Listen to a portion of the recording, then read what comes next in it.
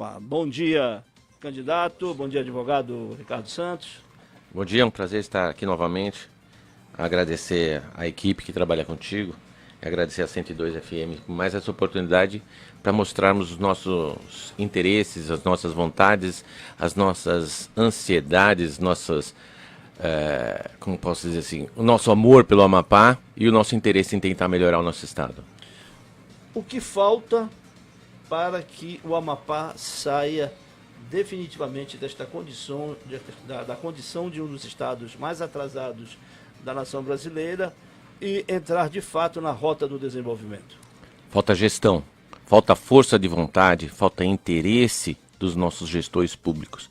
Nós temos, a meu ver, em termos de tamanho, o estado mais rico do Brasil. Nós temos uma reserva mineral maravilhosa, nós temos uma localização privilegiada, nós temos um clima propício para a agricultura, ao trabalho externo, nós temos tudo. Falta gestão, só isso.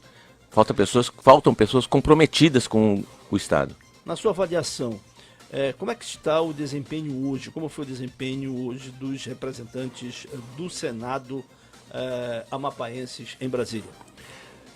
Desde que eu estou aqui, desde 1992, o que eu vejo é que todos os senadores trabalhavam como se fossem deputados federais. Eles trabalhavam em nome do povo, fazendo interesse do povo, e isso seria atribuições dos deputados federais. Eles trabalhavam não pensando no estado, no crescimento do estado, em trazer empresas para cá, em negociar melhorias tributárias para o estado. A exceção foi o Sarney que trouxe para cá a Zona Franca, zona de processamento de exportação e tal. Mas os outros senadores, eu não consigo vislumbrar qualquer benefício que eles tenham trazido em nome do estado, porque o senador, ele defende o estado, ele não defende a população. A população vem como consequência dessa defesa do estado. E o que o senhor fará, caso eleito senador, para mudar esta realidade, segundo a sua avaliação? Olha, nós já estamos conversando com algumas empresas fora aqui do estado para que elas venham se instalar aqui no estado.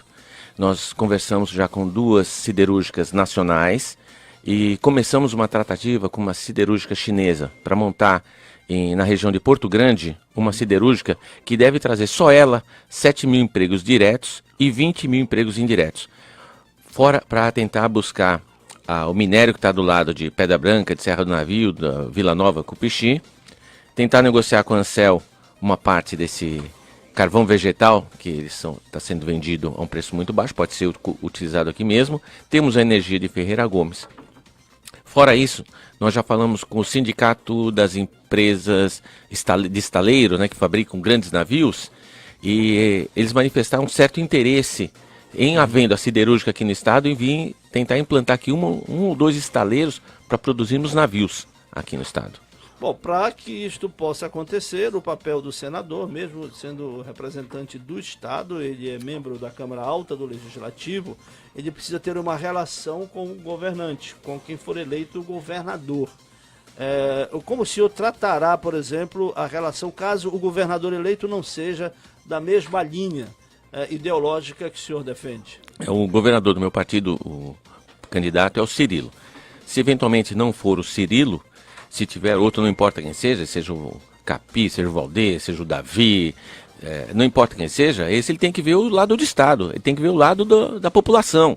Se ele não estiver vendo o lado da população, nós vamos usar a mídia, vamos procurar aqui a 102 FM, vamos dizer vamos trazer o projeto, vamos mostrar para a mídia que o projeto existe, que o projeto está... deixará de existir, por exemplo, para o senhor, como senador da República, o senhor vai esquecer as questões políticas e se unir com o governador que for eleito? A minha ideologia é o desenvolvimento do Amapá.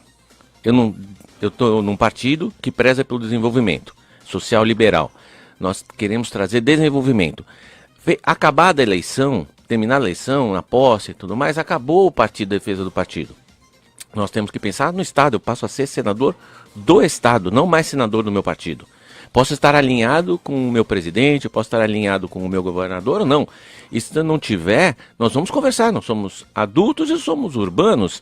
Nós temos que conversar e chegar a um mínimo múltiplo comum, ou melhor ainda, o máximo múltiplo comum. Não importa o partido. Depois que o governador, não importa quem seja, assumir aquela cadeira, ele tem que pensar no estado. Não tem que mais pensar no partido. Essa é a minha posição.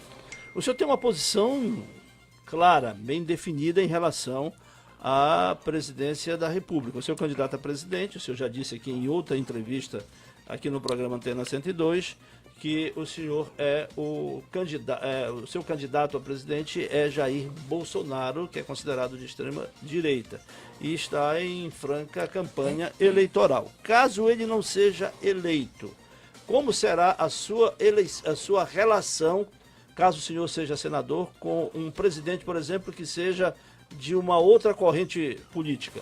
Vai ser do mesmo jeito. Ele tem que se revestir de que, naquele momento, que a partir do momento que ele senta na cadeira de presidente da República, ele não é mais de um lado político ou de outro lado político. Ele é presidente do Brasil. Ele é presidente dos comunistas, ele é presidente dos militares, ele é presidente do MST, ele é presidente dos abortistas, ele é presidente das feministas, ele é presidente dos negros, dos brancos, dos amarelos, dos índios, ele é presidente do Brasil e dos brasileiros. A nossa relação vai ser igual. Nós vamos mostrar o que precisa ser feito sobre a nossa ótica e vamos pedir para que seja feito. Nós vamos negociar nesse sentido. O senhor tem andado pelo interior do estado, tem ido, por exemplo, a Laranjal do Jari, a Vitória do Jari, a Serra do Navio, dentre outros municípios do estado, e tem sentido a realidade? O que o senhor tem apreendido nessas experiências de conhecer o Amapá como um todo? Eu já moro no Amapá há 26 anos, como já disse, e conheço todos os municípios do estado. Tive a oportunidade de ser advogado em quase todos, delegado de polícia em alguns, e nesses últimos tempos eu tenho vivenciado, nesses últimos 2 anos eu diria, eu tenho vivenciado um pouco mais, por conta exatamente de conhecer as necessidades de cada localidade.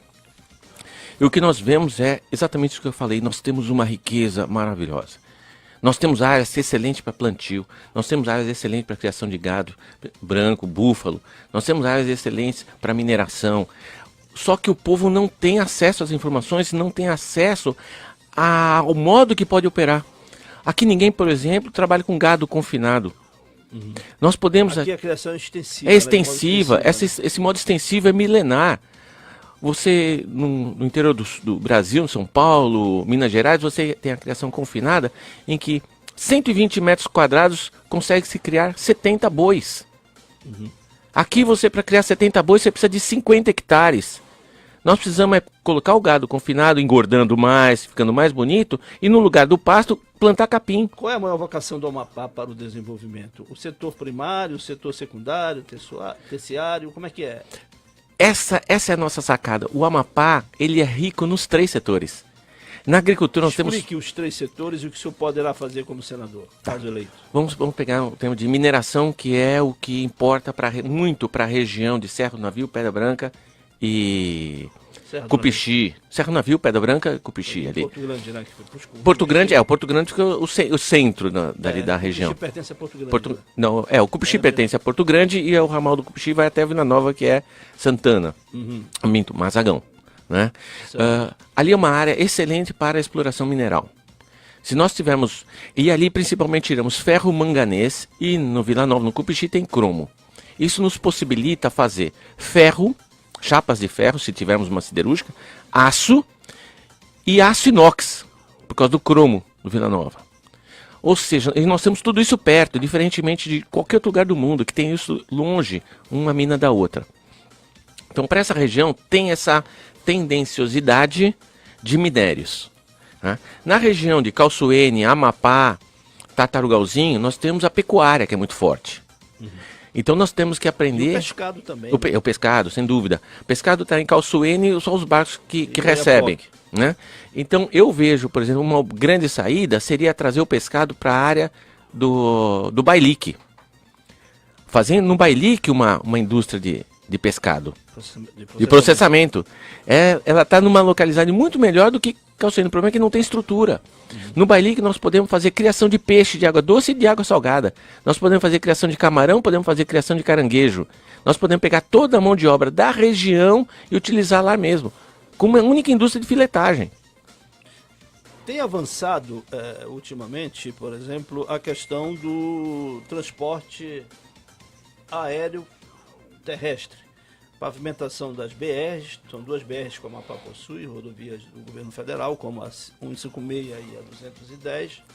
E também, por exemplo, o avanço da construção do aeroporto internacional de Macapá, fruto do trabalho do governo, da bancada federal, né, que tem aportado recursos para a conclusão do aeroporto. Mas ainda falta a conclusão, por exemplo, a pavimentação quase que total da BR-156 no sentido sul, que vai até Laranjal do Jari. Já foi dado a ordem de serviço para que o governo do estado avance ou pavimente 60 quilômetros. Tem ainda a parte da BR-156 no sentido norte e a BR-210 ali que vai de Porto Grande até Serra do Navio.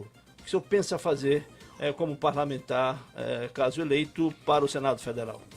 Bom, como o senhor vê esta questão, por exemplo, do desenvolvimento, que é fundamental, a questão das estradas, das ferrovias e do aeroporto, que já está em franca conclusão? Eu penso que o Estado ele tem que pensar em infraestrutura. Deixar que a atividade privada é que pense em como dizer, emprego, em geração de renda e tudo mais. O Estado tem que pensar em infraestrutura. Eu, particularmente, acredito que o aeroporto, infelizmente, está num lugar que não deveria estar mais. Nós temos uma pista que não suporta avião maior do que 737-300. Então, nós não podemos ampliar o aeroporto.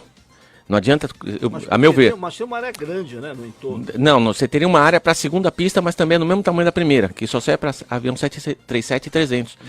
Não tem como não tem como estender a pista, porque ela está chegando perto de uma área de ressaca. A cabeceira da pista e uma área de ressaca, ali que tem muitas casas, dista menos de 400 metros. Se um avião aqui, na hora que ele for tentar levantar voo, descer voo, ele não conseguir subir ou parar, vai ser o maior acidente aeronáutico do Brasil. Porque tem mais de 400 casas, querosene de avião é altamente inflamável. As casas são de... Não, são porque é uma região de ponte, uma região de invasão. E vai ter um acidente, muitas pessoas vão ver, ainda mais pensando que os aviões aqui vão muito de madrugada. Então todo mundo vai estar em suas casas e pode acontecer um avião. A meu ver, esse aeroporto já tinha que ter sido tirado aqui. O investimento que está sendo feito aqui era para ter sido feito na região do Curiaú. Não tem jeito. Agora, tem jeito. Qual o jeito? Jeito é levar o aeroporto do Curiaú e reaproveitar essa área. A área do aeroporto hoje, a área da Infraero, me permite só terminar. Não foi dinheiro jogado fora. A área que está hoje o aeroporto caberiam 7 a 8 conjuntos Macapaba dentro e faria com que essas pessoas que estão nas áreas de ressaca aqui dentro da cidade não precisem se mudar para um lugar longe. Você fazendo onde tem o aeroporto hoje, esses 7, 8 conjuntos, você tem saída pelo conjunto Alvorada, você tem essa estrutura. Está sendo construída. Por que não colocar a universidade estadual ali? Por que não aproveitar onde é o atual aeroporto e fazer desde um berçário até uma escola de segundo grau profissionalizante? Porque se não se aproveita aonde é a pista para fazer um autódromo, um kartódromo, uma pista arrancadão para esportes motorizados, tudo se reaproveita, nada é desperdiçado. Tudo pode ser adaptado facilmente. Um senador terá força para fazer isso? Um senador com muita vontade, sim. Mesmo sem a aquiescência do restante da bancada, a bancada ela é igualitária no Senado, mas, no entanto, o número de representantes na Câmara Federal é bem menor em função do percentual de habitantes que o Amapá possui, que é um dos menores do país. Correto, mas entenda, como eu falei, se nós precisamos ter um prédio da Universidade Estadual em algum lugar, por que nós não podemos fazer esse prédio como um novo aeroporto? Não que vá ser lá a universidade, mas fazer já o novo aeroporto e fazer uma troca com a União. Por que nós não podemos? O Estado, muitas das terras do Estado ainda pertencem à União. Muita terra aqui, nós podemos negociar isso. Não é difícil. O que nós temos que ter é a força de vontade, a primeira coisa. Levarmos projetos. Eu já tenho esse projeto quase que todo detalhado. E temos que tirar o aeroporto aqui dentro da cidade. Quem mora ali na região ali do Alvorada quase não consegue dormir por causa do barulho das aeronaves. Passa em cima do Cabralzinho, em cima da Padre Júlio, CEAP, Alvorada. É muito barulho. Está dentro da cidade, precisamos tirar isso. Porque na hora que nós tivermos um acidente, aí todo mundo vai dizer que era para o aeroporto ter saído há muito tempo dali. O aeroporto está desde a década de 40, ou seja, vamos para 80 anos. Antes era longe, agora está no meio da cidade. Nós precisamos tirar antes que tenha um acidente. E não é difícil, como eu falei, tudo se reaproveita. Ia ser a pessoa se perde de novo no aeroporto, que linda universidade que não seria? E nós não precisamos de luxo, nós precisamos de um aeroporto que seja viável. O aeroporto que tem um terminal de containers de aeronave que não tem. Como é que nós podemos tratar da área de livre comércio? Que hoje em dia a gente mexe muito com produtos eletrônicos, né? Como é que nós podemos ter uma área de aeroporto que não tem um terminal de carga? Como é que você quer desenvolver a área de livre comércio? A zona de processamento de exportação de produtos farmacêuticos, produtos químicos, que normalmente vão de avião, se nós não temos um terminal de carga decente. Então não adianta continuar com esse aeroporto. Infelizmente está aí, é o que temos, é o que vai ser terminado, é o que vamos continuar usando, mas sobre a minha ótica nós temos que fazer uma mudança. Nós temos que pensar no Brasil, no Amapá, não de agora, mas sim no Amapá de daqui a 30, 40 anos. Porque o Amapá está crescendo e cresce numa velocidade vertiginosa. O Brasil sempre cresceu, né? Nós somos um país em desenvolvimento. Mas o Amapá cresceu nesses últimos 26 anos que eu estou aqui, é um absurdo. Eu lembro de tantas ruas aqui que não eram asfaltadas, hoje em dia é tudo asfaltado, casas. Onde eu moro, quando eu comprei o terreno onde eu moro, eu não tinha um vizinho. Hoje eu estou no meio de condomínios. Nós temos que pensar daqui a 20 anos, 30 anos, 40 anos, não é no hoje, amanhã, o que vai acontecer no que vem. Isso nós temos que já devemos ter pensado. Nós temos perguntado a todos os candidatos ao Senado, por exemplo, a relação, ainda falando sobre a questão da estruturação das rodovias, das ligações, por exemplo, o Amapá é o único estado isolado do restante do país, mesmo tendo a possibilidade de ligação via Laranjal do Jari. A ponte até hoje não foi... Não, até pela Serra do Navio, a P70, se não foi memória, você pode continuar atravessando a aldeia. Ali foi um projeto que foi abortado. Não, do lado do Pará tem. Não, do lado do Pará estão trabalhando. Eu digo assim, hoje praticamente foi um projeto dos militares. Sim. A Calha Norte. Exatamente, da BR-210, ainda no governo Médici, de ligar até Caracaraí, em Roraima, né, e de lá com o restante ali por Manaus, da parte da Amazônia Ocidental. Mas como o Brasil é um país de proporções gigantescas, é um país continental, é um tempo muito grande e foi abortado. Depois que faliu o regime militar, se chegou à conclusão que era um projeto caríssimo, né, que ligaria também com os municípios aqui do Baixo Amazonas. Como, me permite? Ou não? Na verdade não foi abortado. Pelo lado do Pará, pelo lado do Amazonas, existe esse projeto, está funcionando, tem vários assentamentos. Não, o que parou, no Calha Norte, estou falando do Calha Norte. Sim, mas o Calha Norte ele foi criado ainda no regime militar, correto. Mas a Perimetral Norte, que começou lá em Altamira, ligando ali a questão da Transamazônica, essa parte aqui ela foi abortada. Foi abortada. Ela foi abortada por quê? Porque se chegou até as aldeias indígenas, foi o período que acabou o milagre econômico, e depois vieram os ambientalistas, se criou a consciência ecológica, e esta área é uma área protegida, né, que nos faria a ligação com o estado de Roraima e alguns municípios do Baixo Amazonas. Então isso aí praticamente não dá para contar, porque inclusive parlamentares de Roraima estiveram recentemente aqui para ver essa possibilidade da volta dessa construção.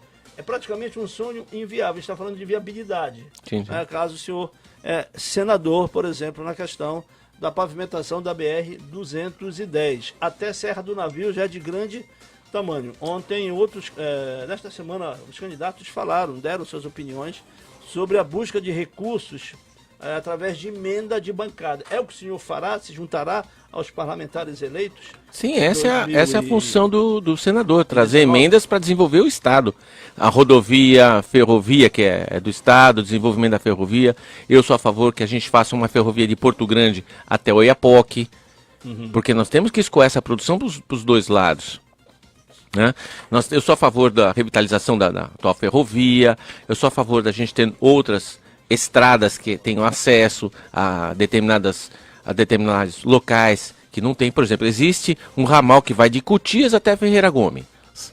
Hoje você faz esse percurso no ramal em 2 horas mais ou menos. Se tivesse uma estrada mais arrumada, não precisa ser uma mega estrada, se tivesse uma estradinha mais arrumada, 2 mãos ida e vinda, asfaltado, você faria aí em 40 minutos.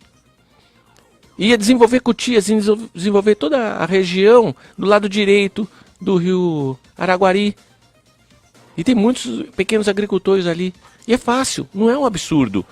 Então nós temos que olhar o estado de cima, ver onde está a população, a carência de cada região, a necessidade de cada região e desenvolver interligando as regiões. Por exemplo, nós não temos uma estrada que vai de Serra do Navio, por exemplo, até Calçoene. Por que não? Porque quem terceira o navio que se quiser ir para o Oiapoque tem dá toda uma volta, vir até Porto Grande para poder subir novamente na direção norte. Nós precisamos, e já existiu essa estrada. Só que com o passar do tempo, como não teve manutenção, a selva tomou conta. Uhum. Agora, nós temos também uma outra questão. A ligação do Amapá tem essa dificuldade hoje da interligação com o restante do Brasil via de Laranjal do Jari. Até hoje a ponte do Rio Jari não foi concluída, que nos ligaria ao município de Pará, ao município de Almerim, no Pará, mas também é uma região de difícil acesso, é uma região esquecida pelo governo do Pará, né? Seria uma tarefa muito mais complexa, muito mais difícil, teria que ser uma união das duas bancadas, do estado do Pará e do Amapá. Mas a BR-156, que liga, por exemplo, o Brasil à Guiana Francesa, automaticamente à França, que é um departamento francês, ela está muito mais avançada. A ponte, ela foi relativamente inaugurada o ano passado.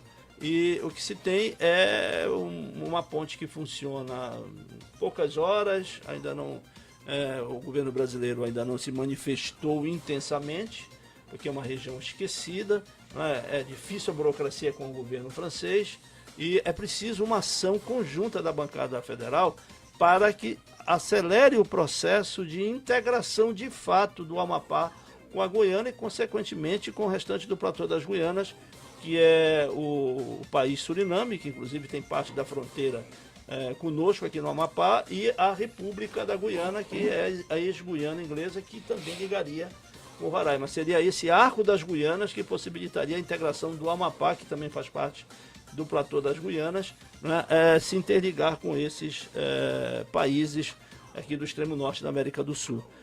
Como é que o senhor vê essa situação, por exemplo, de uma ação integrada da bancada federal? Não dá para contar mais com o governo atual. A política externa do governo atual, ela começou com uma certa intensidade, foi diminuindo de intensidade em função do desgaste do presidente atual, né,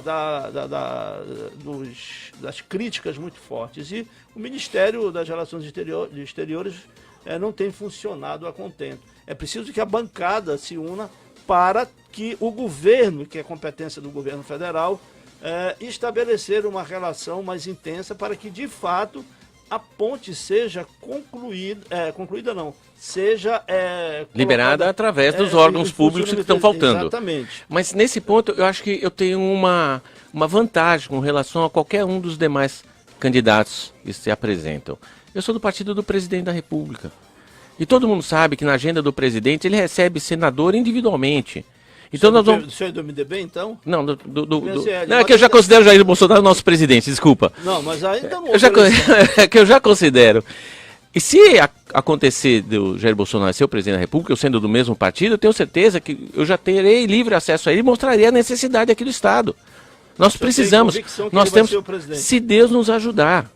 Se Deus nos ajudar. Eleição, né? Eleição, eu estou falando se Deus nos ajudar. Só dá pra dizer se for... No dia seguinte, olhe lá, porque o Papaléu acordou no dia seguinte e não era mais perfeito. Mas o que eu acredito é que, havendo essa eleição, sendo do mesmo partido do presidente, nós estamos super alinhados, semana que vem estarei com ele novamente. Nós precisamos estar perto do presidente, da presidência da República, para poder ter acesso aos ministros e demonstrar que precisamos disso para o Estado. É uma bobagem para a União. É uma unha, é uma moeda para a União a gente fazer toda a estrutura que precisa. E o Amapá precisa desse arco das Guianas, porque nesse arco das Guianas, digamos assim, vamos generalizar, nesses 3 países, que é o Estado independente e os outros 2 países, Suriname e a Guiana, são 1,5 milhão de habitantes. É quase que o dobro. Roraima, né? Além de Roraima, é quase que o dobro da população do Amapá. E eles vivem do comércio e do que recebem da Europa. Se nós tivermos aqui uma linha de produção de material da construção civil, de alimentos e vestuário, nós temos tudo isso. E nós podemos ter tudo isso aqui no Amapá, nós podemos vender para eles. Imagina o Amapá sustentando a cidade de Belém, a grande Belém. É a mesma quantidade de habitantes. É isso que nós precisamos, abrir esse caminho através da diplomacia. Não é difícil, porque a gente conversa com pessoas das três unidades e nós vemos, eles querem isso. Eles querem ter uma relação comercial com o Brasil. A potência da América Latina, que é o Brasil. Exatamente, porque eles sabem que nós podemos dar isso tudo para eles. num bom sentido, nós vamos fornecer isso tudo para eles num preço muito mais acessível do que vem dos outros países. Então, temos que fechar isso, né? É muito importante para o desenvolvimento do Amapá. Essa linha comercial, vender nossos produtos agrícolas, né? Vamos desindustrializar nossos produtos agrícolas, é muito importante. Nós estamos falando já com uma indústria de conservas, que nós queremos incrementar a plantação do palmito como é que chama? Da pupunha, do açaí não. Eu sou contra o palmito do açaí, sou a favor do palmito da pupunha. Da pupunha, poder extrair o óleo da pupunha, fazer ração da pupunha para animais, que complementa com a ração da soja, né, nos seus nutrientes, e exportar, haver uma plantação conjunta entre milho, feijão e tudo mais. Nós temos possibilidade disso aqui no estado. Nós temos um clima favorável, época de chuva correta, certa, definida, época de sol, clima, temperatura, é tudo favorável à agricultura. Nós precisamos dar oportunidade para os agricultores. Os agricultores ainda trabalham com a enxada. Existem hoje mini tratores, são baratos. As indústrias, estou negociando com uma indústria de farinha, uma fábrica de farinha, que ela vai financiar em 24 parcelas, trocando por mandioca o mini trator. Ela vai dar o mini trator para o agricultor, ele de 3 tarefas que ele consiga fazer, ele vai passar a fazer 5 hectares com esse mini trator. E o preço ridículo, uma prestação de R$100 por mês. A empresa dando o combustível e dando assistência técnica. Não é impossível? É super possível, é super viável, economicamente é super viável. Nós temos aquela empresa, a Soleidone, não quero fazer propaganda aqui, mas infelizmente, que se instalou aqui no Amapá, no município de Santana. Estão trazendo trigo do Canadá, estão trazendo trigo da França, da Inglaterra. A preços módicos? Estão trazendo. Não, mas eles estão trazendo por causa da zona de processamento e exportação. Eles estão trazendo trigo. Aqui eles moem o trigo e vendem para todo o Brasil. Estão vendendo para o Paraguai. Eles estão trazendo in natura. Eles estão trazendo o trigo in natura. Aqui eles estão tirando a casca, estão moendo o trigo, estão fazendo a farinha de trigo, estão vendendo até para o Paraguai. Daqui do Amapá. Porque economicamente é viável. O que nós precisamos é de governantes que tragam essas empresas para cá e não criem dificuldades.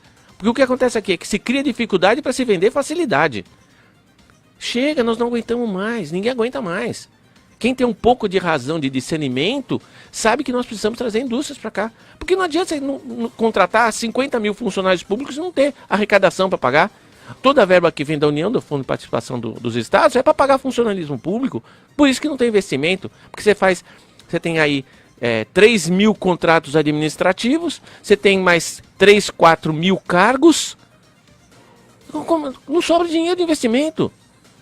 Você tem todo mundo, todos os órgãos públicos, todos os diretores, gerentes, andando de carro do governo, gasolina à vontade. Nós temos um desperdício do dinheiro público para beneficiar poucas pessoas. Vamos acabar com isso. O novo governador tem que vestir a roupa de que tem que trabalhar com pouco dinheiro e fazer investimento. É isso que nós precisamos fazer para melhorar, porque senão vai continuar na mesma coisa. Nós vamos continuar todos andando em ruas mal cuidadas, tendo uma péssima energia, tendo uma péssima água, tendo uma péssima infraestrutura, em contexto geral, enquanto os administradores públicos não pararam para pensar, primeiro é o Estado, primeiro é o governo. E a população. Nós temos que pensar na população. Uma população pobre não tem condição de comprar uma água mineral para dar para o seu filho. Como é que faz? Ah, mas tem que ferver antes. Mas não tem dinheiro para o gás. Como é que faz? Isso nós temos que parar e pensar no desenvolvimento. Bom, estamos entrevistando o candidato ao Senado, Ricardo Santos. Ele é do PSL. Como é que vai ser a formação? Como foi, aliás, a formação dos partidos que lhe apoiam? Como eu disse da última vez que eu estive aqui, eu deixei essa parte de apoio político e coligações tudo nas mãos do presidente do meu partido, que é o Charão Braga. Para mim, ele fechou um excelente acordo. Os partidos que fecharam estão apoiando o Cirilo para o governo, com Torres vice, eu e Jorge Amanajás para o Senado. Então nós vamos dividir esse horário. Então, a meu ver, ficou muito bom, porque teremos tempo para exatamente apresentar essas propostas na rede, televisão e rádio, que atinge 75%. Você vai ter quanto tempo de rádio e televisão? Entre 35 e 45 segundos. Maior é um excelente. Maior do que o presidente. Meu nome não será Enéas, né? Ah, é verdade. Você vai ter um tempo para dizer o que vai fazer. Muito bem.